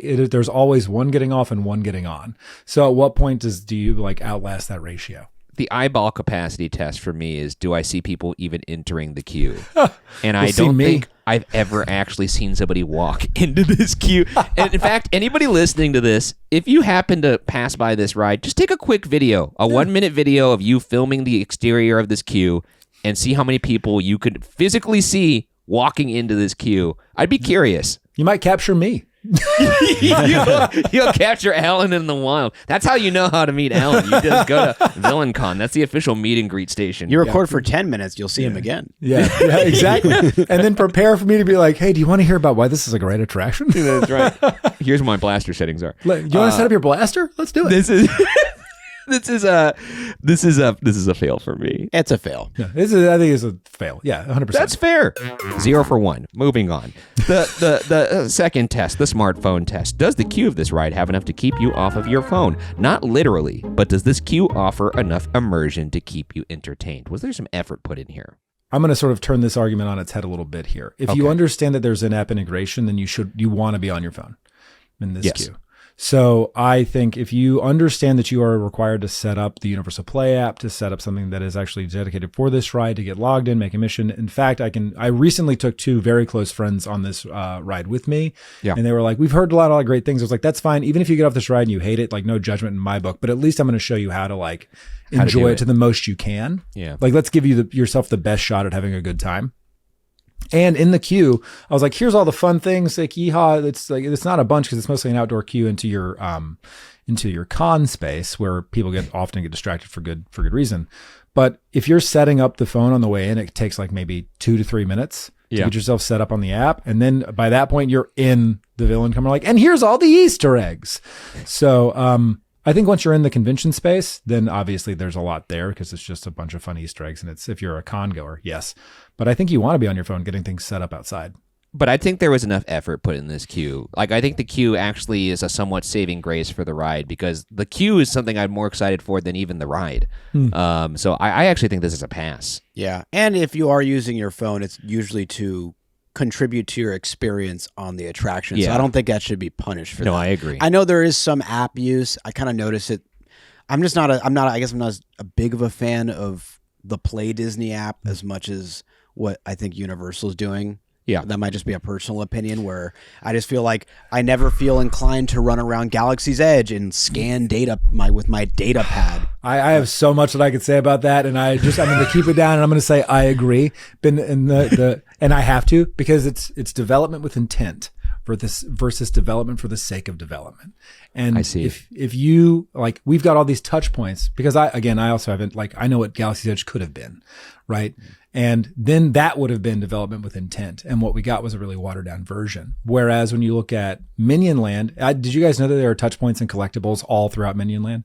I did not. No. They're everywhere. And they contribute to the story that you get on the ride too. So like that is development with intent. So you want to be engaging in that way. It's very much a precursor to Super Nintendo World.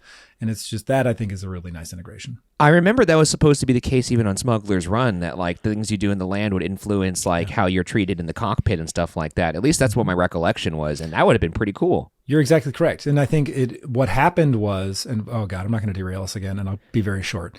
If you stayed on the Halcyon, what you would get that. Yep. And it was disheartening that a lot of the stuff that it would have come with price of admission, should you choose to engage, became locked behind an entirely separate monetized experience.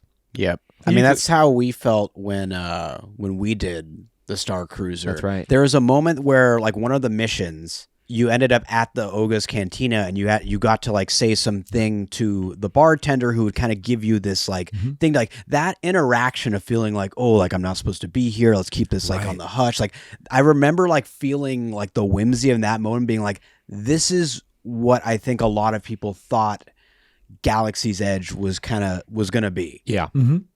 And it was not. But there's always the climate simulator room. That's on the house. You go stack some rocks. Stack out there. those rocks. Yeah, the climate simulator room in our hearts. This is a pass. Moving on. That's 1 for 2. Test number 3, the Tony Stark test. Oh boy. How innovative is this attraction? Does it push theme park tech forward? Are we looking at it through today's eyes, or with an understanding of like what in-app integrations do with world experiences? Where it entered the fray. So when this opened, what, 2023? Yeah, 2023. Yes. So, and then just for point of reference, USJ opened up Super Nintendo World in I think that was 4. It was just before. It was a little before that, right? Super Nintendo World was opened, and well, it was in the middle of a panini, so it was 2021. Based on what I'm seeing. Oh wow! Here, okay, right. I love it. So, You got so ahead of me on this one, Alan. Yeah, it was March 18, 2021. Yeah, and this is like, it feels like they took a lot of what they've learned from that, and even what they did in Hollywood. When was Hollywood's open? That was 2023 too. I think it was February 2022. I thought it was 2022. Mm-hmm. Because they said 2021. I was like, oh, I'm going to keep my pass for that, and then it went like another year. Yeah. So I think like this to me feels a little bit like they've taken technology that they've utilized before and are trying to update it in their oldest park. And I'm never going to begrudge a company for doing that. But in terms of pushing something forward, they're pushing parts forward. This just in-park app integration, but I don't think it's like necessarily moving the needle in a drastic way, especially if you have USJ with similar Super Nintendo World and the app integrations out there. They're taking things that like even like for Mario, like the AR elements, like those are things they've already like implemented and learned. There's nothing that's like innovated here that they're like, oh, we'll take that from VillainCon and put it over in this ride. Like that's not happening. So I think this is a fail. The only thing that would be different is a visual collectible that is represented in this space. But even then, it's not like a physical thing. If it was a physical item, then I'd be all for it. But it's not. It's a virtual one. It's also the oldest ride vehicle in history, 1871. Standing, right? Like, I mean, what are we doing?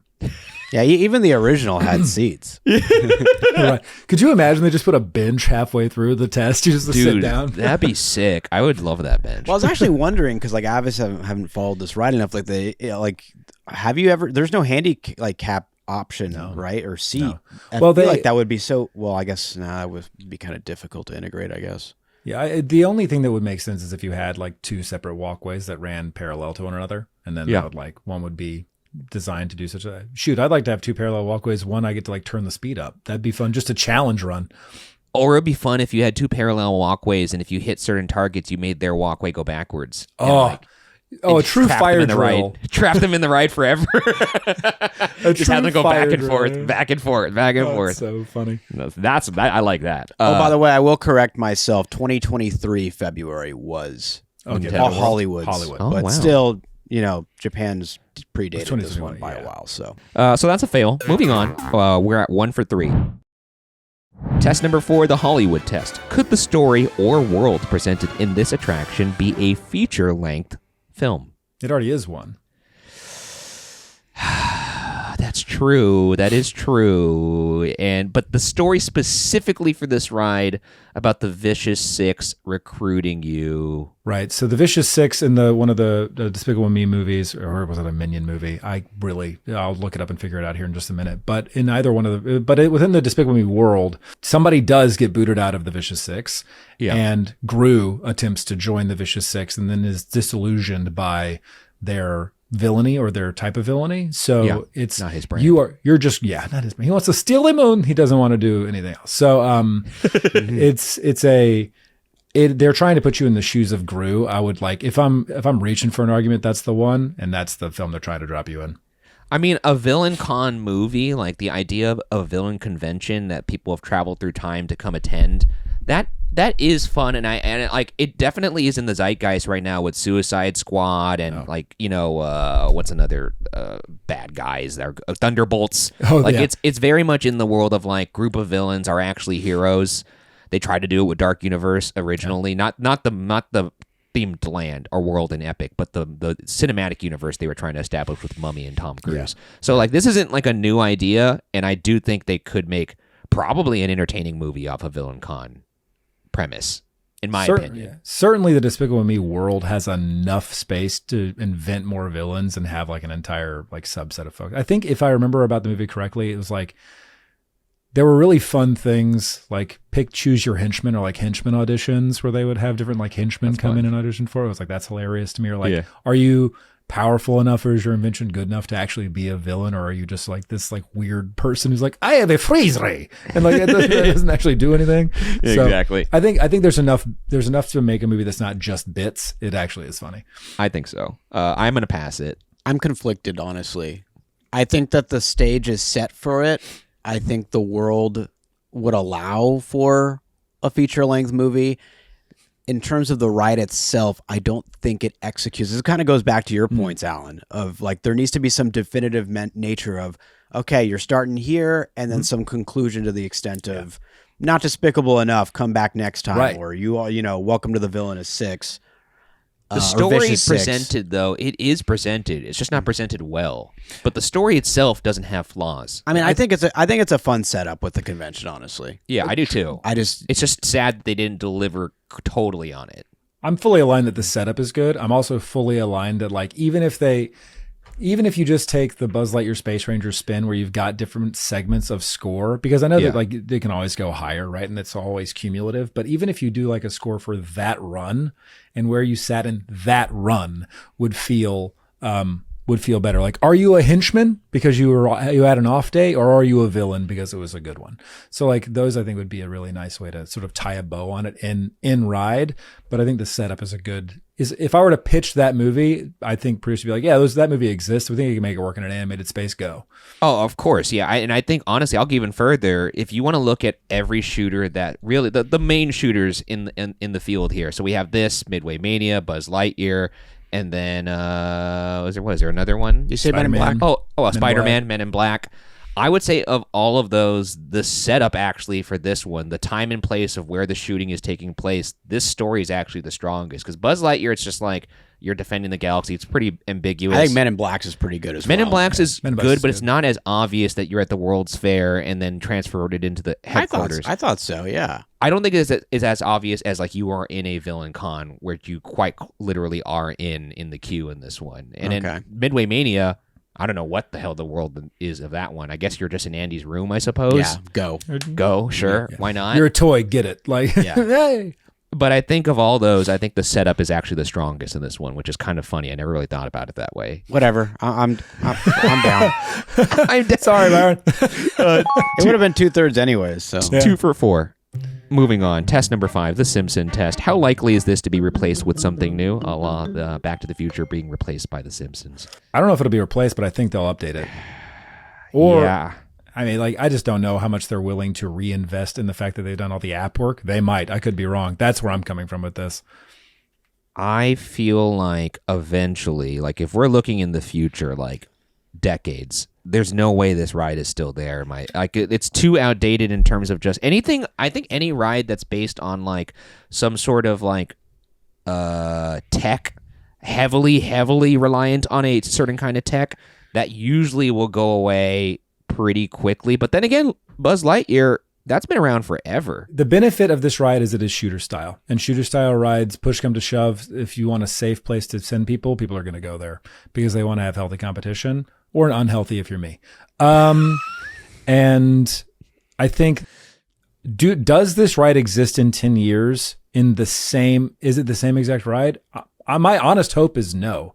I hope that there's updates and changes. If at the very least update the screens to where it's like a more high def screen. We've seen what they can do with them. For sure. Ministry of Magic, Battle at the Ministry. But they won't outright replace this ride. Like I could see them updating it, but like it's also a question of like how long do you think Illumination, like Minion Land, is going to be around? I don't know if we're the right people to answer that. I think like there's such a love for Minions amongst like kids who are still getting into that. I just think Minions have staying power. It's the same reason like Stitch. I don't understand the love of Stitch at all. I miss that wave, but Stitch has a chokehold on an entire subset of the generations. And I think Minions scratches that same itch at Universal. Yeah, but then again, they did take Stitch behind the barn in Walt Disney World and put 2 behind the ear. So boy. Some would say good riddance. Well, I mean that overlay was already like, do you want to be chili dog burped in your face? I guess. I mean, it's either that or banana farts. I don't know. I think this is going to stay though. If I'm being honest, I really do. I mean, the more I think about it, the land, the shooting style, shooters like that's a good point. Most shooters have had staying power. I'm trying to think of a shooter that has been replaced, and I actually can't think of one. And Buzz Lightyear in Disney World is getting updated. So when it goes down, it is getting updated, and my hope is that it is more like Shanghai's. The only one I could think of is in Knott's Berry Farm. It used to be the Kraken, or like some sort of like, I forget, it was like some sort of aquatic like Voyage of this. I don't know. But now it's Berry Tales. Yeah, and I think that's actually going to stay. So, and that's awful. It's a bad shooter. It's a bad shooter. I mean, if we really want to think about it, gentlemen, you've got the Frontierland Shooting Gallery that has existed since the opening day of Disneyland. That thing is still there. Not the same spot, but still there. That's a ride you could loop, though. You could technically not a ride; it's an experience you could loop. You could for monetary value, right? You pay a quarter. You put coins in there. I think this is staying, unfortunately. Here's the deal: it was always kind of a low stake sort of build for them. I feel like, I can't. I don't think they ever marketed it too heavily. I feel like you said, Alan, this was kind of with the intent of being for the pass holder local type who could have something that could bring value to their day and like stay fresh on subsequent visits to the park. And I don't feel like there's ever some intent where like we need this to be an hour-long wait that's just not how it was. Yeah. It is one of those, hey, like if everything in the park is crowded, you have some sort of attraction that you could, get some sort of benefit out of it. And they guarantee you get through it, right? Like what's going to break down on a moving walkway? It's true. It is reliable.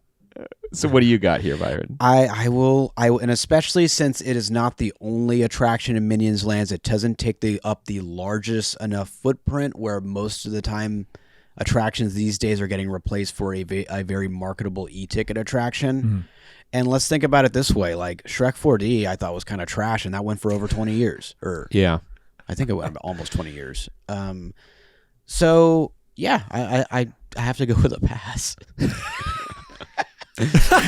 Just for posterity, I'm going to assume it's a pass from you, Alan. Yeah, I think it is. Like, if by answering that question, I think it's going to be there. Yeah, it's going to be there. So we are now actually at 3 for 5. Funny enough, I would feel better about this pass if I thought Minion Mayhem was a better attraction. That ride sucks. Because if that was a really strong attraction and you have Minion Land here, this like obviously is already trying to be supplementary.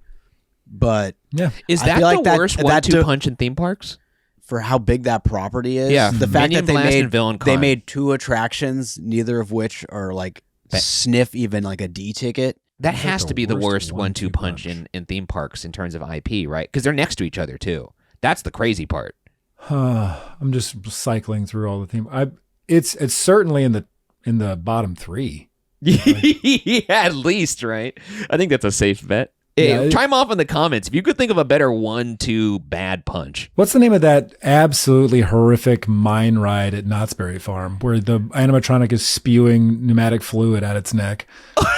Are you shitting on Calico Mine Ride? Alan, Calico Mine Ride kicks ass. And now I've ridden it multiple times, and during the Nightmare Halloween where the fairy wants to eat my soul, and I still have the same opinion. It's incredible, but for different reasons. On that. We could sidebar on that. It walked so Pirates of the Caribbean could run. Fair enough. And it is barely still walking. That's true. You watch it. We are here to evaluate Villain Con. Okay, that's a pass. We're moving on to test number 6. We're at 3 for 5. Doing decent, actually. The sleeper cell test. Is there a sound or soundtrack on this ride that, if heard outside the park, would immediately activate you like the Manchurian Candidate or the Winter Soldier and place you on the ride? No. It's not. There's not enough going on. They play Celebrate like that. Yeah, I just think it's so chaotic, and there are so many this all morphs together. There's nothing distinct, right? And even hearing the Minions, you're just thinking of the films. There's nothing like that's like, oh, that's from that part in the ride. You know?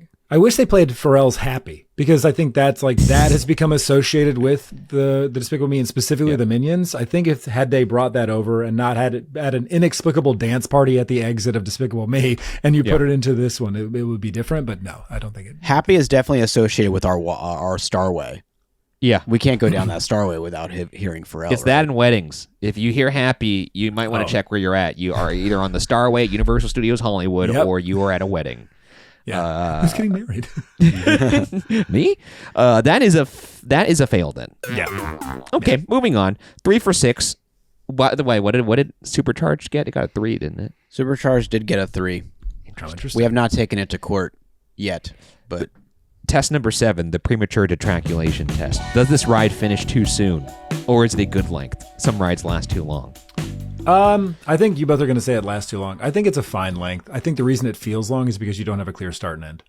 Yeah, and I actually think for your money's worth, this I think most. If you don't like the game, it's going to last too long. But if you do like the game, it's a good length. Honestly, if I'm being objective, I'd be curious how it compares in length to like Toy Story Midway Mania, or I'd be curious how it compares in length to Buzz Lightyear Space Ranger Spin, because I imagine we'd find they clock in at pretty similar lengths. I think this one might be slightly longer. Let me go back to how long this ride actually is. I think it's about 5 minutes, and I think Toy Story Mania, if I'm not mistaken, is in the 3 to 4 minute range. So I actually think for like a game in which you are trying to rack up points and and get invested, 5 minutes is a good amount of time. If I'm being objective, I just think for the select group of people that are going to enjoy this ride and get involved with this ride, if you made this attraction shorter, you would lose them as well. I think so too. I agree. And then you'd have nobody. So I think it has to be this length. So I give it a pass. And I just did a quick, as well. Yeah, I'm going to pass. I just did a quick check just for verification. Buzz Lightyear Space Ranger spin is 4.5. So like we're clocking it around the same length for shooters. Well, I'm good with that. That's a pass. Then that means that's 4 out of 7. Wow. It means it passed supercharged. I'm okay. I take to the bank. You're gonna text Molly right after this being Guess what? Get wrecked. The test number 8, the run it back test. Oh boy. Okay, this is what we're gonna get. Is there enough in the experience offered to warrant multiple re-rides? Do you have enough bounce in your step after this ride to ride again? Yes. I know you're going to say yes for sure. The issue, and I'm willing to see this issue, the issue is that most guests do not know the depth that is offered on this ride because most guests don't set up the in-app experience. And I've like having been on this ride with folks who hated it before and was like, did you set up the app? Do you know how to customize your blaster? Have you done any of the missions? And they're like, no, what's that? And the minute we do that, like, can we go ride again? I want to get the next badge. So like it flips the narrative of the guest riding it once you understand what is built in it. And that is a failing of the ride integrating you into its full experience, not of like the old experience itself. Now that's where it gets interesting though, because it doesn't do a good job of setting that up.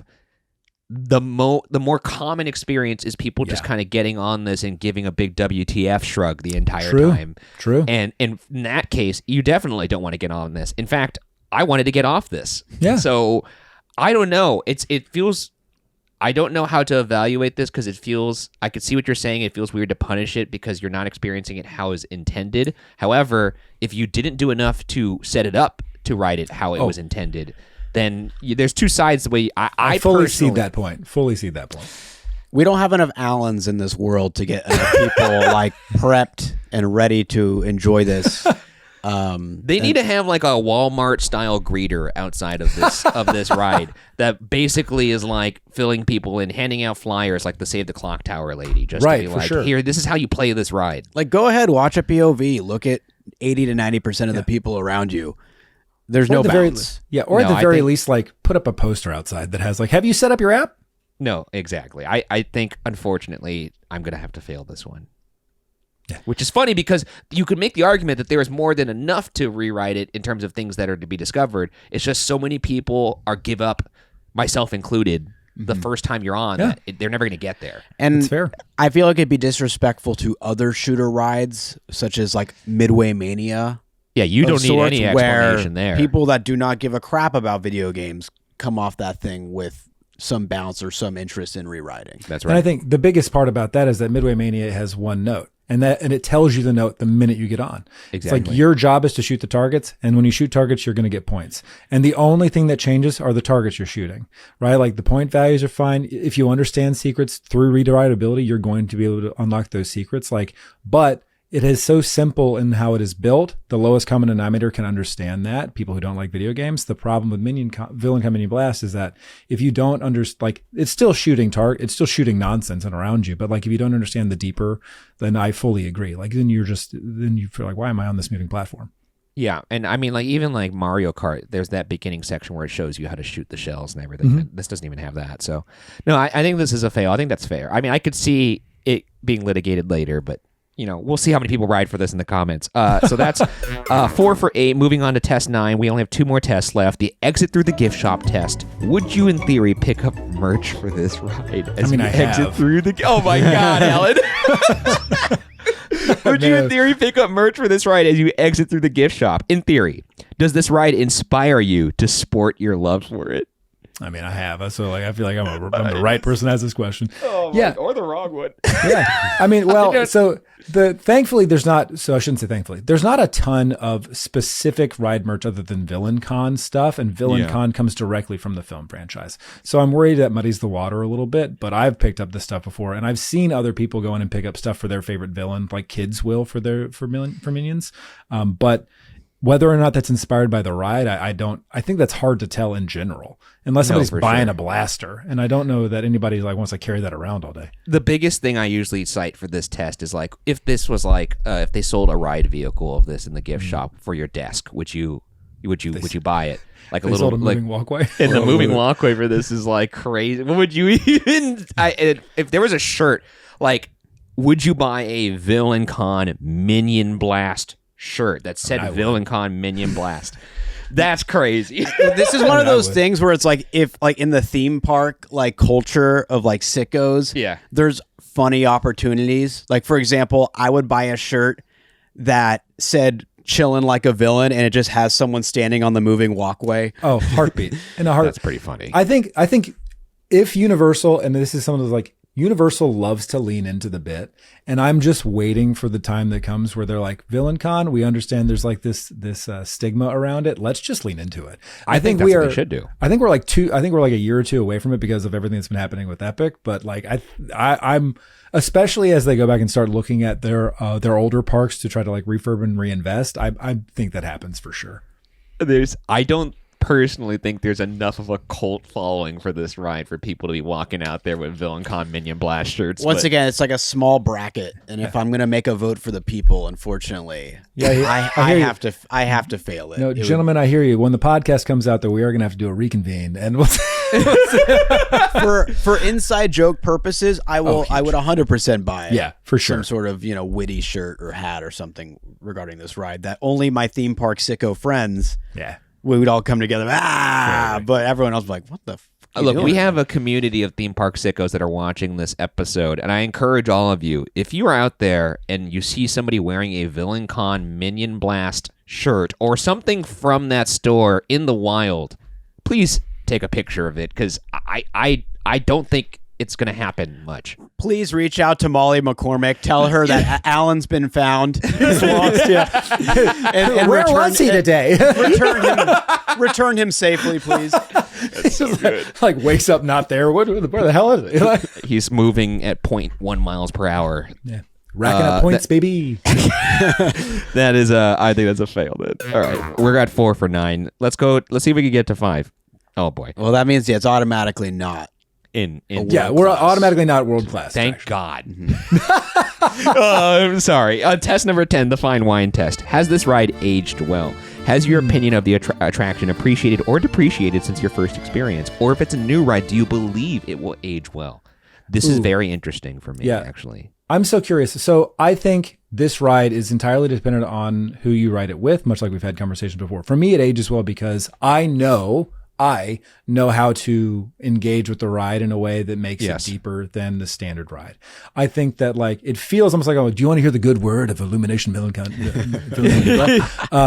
And I think the more folks who can like see that, you can either continue to self-select out, or you can say, I want to give it a second or third go, because you now have an understanding that it takes more than just one ride. So I'm going to say yes, but I also fully understand the position of people who say, well, why didn't they tell me that the first time? Here's what I'll say. I think anybody walking onto this like a normal person will hate this ride at first. And I think that's fair to say. However, it is what if we're going by the wording of the test of does your appreciation of this improve after your first experience? It truly is a rock bottom first experience for me. It could only go up. And it could only go up. And I really do mean it in like that. It is, I'm trying to think of other rides that I've been on where I was like, I need to get off this ride. And this is the only one I could think of where that was the actual reaction I had. But hearing you describe the gameplay and the linking your phone, I do think it will appreciate from that perspective, because there is a more nuanced, layered version of this experience that I'm now excited to do. So I think for now, I'm actually going to pass this. Over the course of this episode, I think, Alan, you have really kind of improved our interest in returning to this ride. I am excited, genuinely excited to return to this attraction. Yeah, that makes me happy. Do I think it's world class? Like, probably not. Do I think it should be in the conversation? Also, probably not. But do I think that it doesn't deserve the level of hate that it receives on the internet? I also fully agree with that. Yeah, you know what's crazy is like, I'm going to pass this, Byron. Are you going to pass this? I'm going to pass this, yeah. and then that means it's 5 out of 10, which means I actually think that's going to be a pretty bombastic score. Like 5 out of 10 feels high for this. If you would have told me going into this episode it was going to score 5 out of 10, I would have thought you'd be crazy. Yeah, but I don't know. I think like by doing this episode, I think we have illuminated the idea that for a particular group of people and for those willing to give it the time, it serves a valuable purpose. There it is. Yeah. Well, that does it for this episode. That was a wild one. Thank you, Ellen, again for joining us. Is there anything you'd like to plug before we get out of here? You know what? If you want to check out Mammoth Club, we're just you ever heard of folks. We're just a group of folks who love to go to theme parks and have a good time. We also host live streams on twitch.tv/MrDuckfist. That's Max, one of our trio who runs that. And we have a podcast of our own called Zetus Lapidus, a Mammoth Club original podcast, where we have watched all of the DCOMs in existence from 1998 until today. That's awesome. And have started now watching nostalgia movies from our childhood. And the podcast still remains. Did you guys watch Brink yet? Brink was early on. Brink was one of the first 5 episodes, I think. I was going to say, if you have guests and you do a Brink episode, I'd love to come on for Brink. I think, I would love nothing more than to bring back some of the episodes and have just like deep dives on them. See, that's a good plug because I didn't even know you guys had a podcast, so I'm going to check that out. Oh, thank you. Yeah, that does it for this episode. Again, subscribe if you're watching over on YouTube, or if you're listening on podcasts, subscribe and rate 5 stars. And again, you could consider supporting us over at fyapod.com to keep this bad boy going. Speaking of which, here are 10 e-ticketers we'd like to thank. Era, Tiffany D, Uncle Jack, Christian John, Cat with... Just realized what this is. Cat WIF Pants. So Cat with Pants. Oh. It's fun. Teach Varney, Laura, Ancient Girl, Haley, Lycan, and Shark Nuts 86, of course. Yeah. Have to. Have to thank Shark Nuts. Yeah. Follow the pod socials at FYA Pod everywhere. I'm at Ryan Bergara everywhere. Byron's at Byron A. Marin. Alan, what are you? If you want to follow Mammoth Club, it's at Mammoth Club. If you want to follow me, it's at just_Alan91. This was a blast, Alan. Always fun hanging out with you. Thanks for spending your time with us, guys. Enjoy the rest of your day, and we'll see you all on the next ride. We'll see you on the walkway. Yeah, you will. You'll see Alan. All right.